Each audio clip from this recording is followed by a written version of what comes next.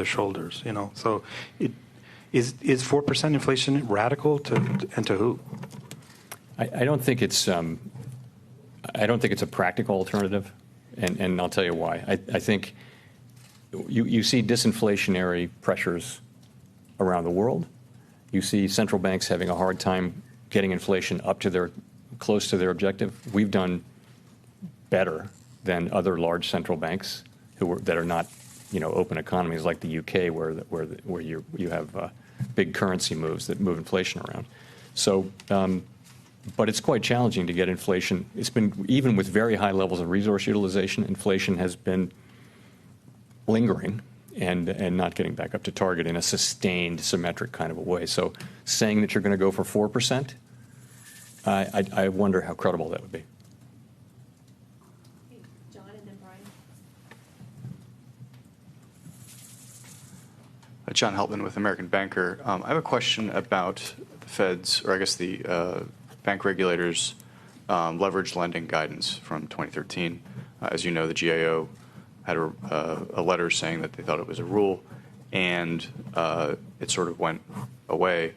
But yet, leveraged lending is a source of concern. You yourself have said that credit underwriting quality seems to be deteriorating somewhat lately, and that the Fed has tools to supervise banks and to prevent leveraged lending from becoming too much of an issue. I want to know what is the 2013 guidance still representative of the sort of Fed's thinking about leveraged lending, and does the Fed have any intention to either issue like a leveraged lending rule or a new guidance that is less problematic, or is the plan to just kind of carry on with? But it's not really a financial stability risk in the sense that it could undermine the ability of the financial system to do its job of intermediating credit.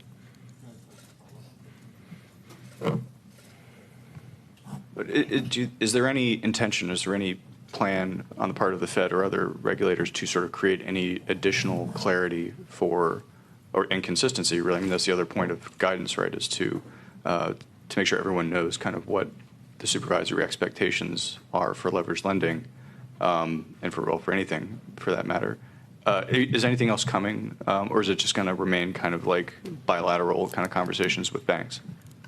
I think the issue isn't that the banks don't understand what the rules are. The issue is that the risk isn't in the banks.